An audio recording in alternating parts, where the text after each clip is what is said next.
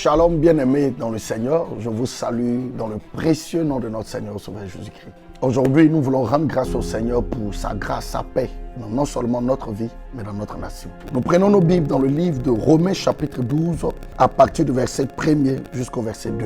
Je vous exhorte donc, frères, par les compassions du Seigneur, à offrir vos corps comme des sacrifices vivants, saints et agréables à Dieu, ce qui sera de votre part un culte raisonnable. Ne vous conformez pas au siècle présent, mais soyez transformés par le renouvellement de l'intelligence, afin que vous discerniez quelle est la volonté de Dieu, ce qui est bon, agréable et parfait. Nous sommes en train de parler de la consécration pour le service de Dieu, mais le thème sur lequel le Seigneur a attiré mon attention est le renouvellement de l'intelligence. L'intelligence est définie comme la capacité pour l'homme à discerner, comme la faculté que Dieu donne à l'homme pour s'auto-affirmer, pour s'auto-déterminer. Donc nous pouvons dire que l'intelligence est une matière que l'Éternel a placée dans la vie d'une personne, qui lui donne la capacité de faire des choix. La Bible dit, et la Bible est claire, soyez transformés par le renouvellement de l'intelligence. Mais vous allez vous rendre compte que ici en Romains, la Bible commence par dire d'abord, ne vous conformez pas au siècle présent. Le renouvellement de l'intelligence est ce qui vous donne d'abord la capacité d'évoluer dans le plan tracé de Dieu pour votre vie. Vous savez, plusieurs parmi nous, nous sommes sortis du monde, nous avons donné notre vie au Seigneur. Mais l'un des véritables obstacles, c'est le fait que notre intelligence ne soit pas renouvelée. Quelqu'un qui a l'intelligence renouvelée ne peut pas être la proie du diable. Le renouvellement de l'intelligence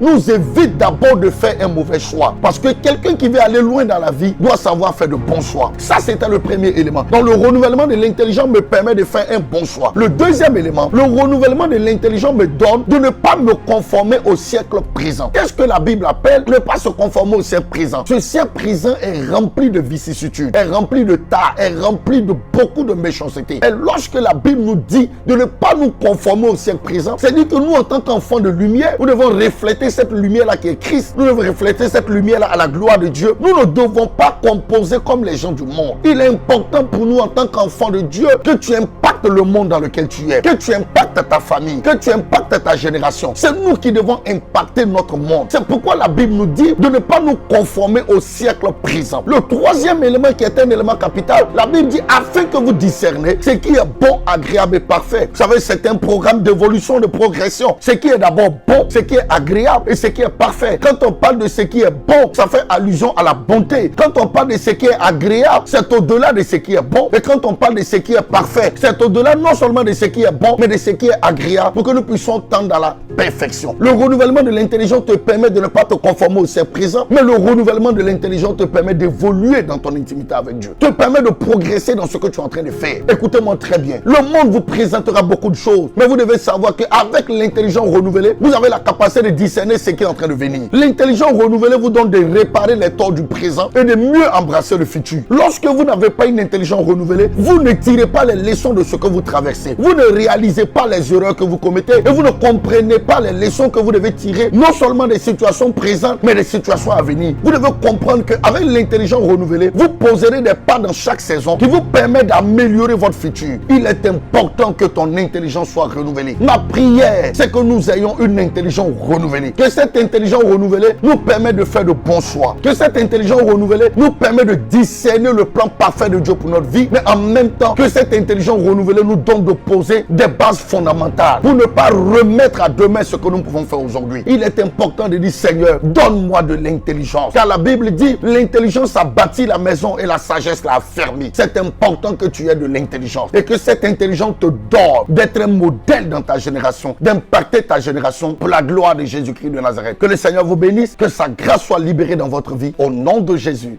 Amen. Récapitulatif.